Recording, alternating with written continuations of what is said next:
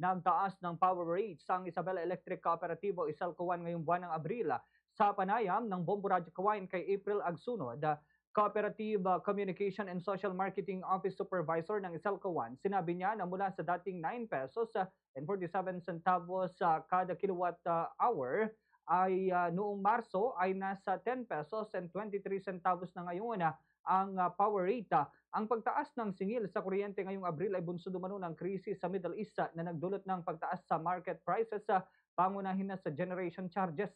Sa mga susunod na buwan ay maaari pang tumaas ang power rates dahil pa rin sa mataas na demand sa kuryente. Kaya naman, pinayuhan ni Agsunod ang mga consumer na maging masinop at magtipid sa paggamit ng kuryente.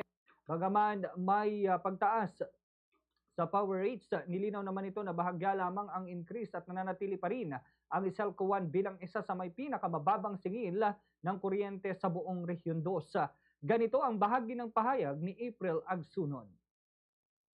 Advice po our consumers na i-exercise po yung pagtitipid ng kuryente kasi even yung summer season po, tumataas yung demand. Talagang yung projected po na power rates natin during summer season ay mas mataas kumpara sa mga power rates natin ng mga nakaraang buwan dahil nga po mas tumataas yung demand sa paggamit ng kuryente. So expect po natin na by months of April, May, or June, medyo mas mataas pa po yung power rates natin compared po doon sa mga earlier months na mas malamig po yung panahon.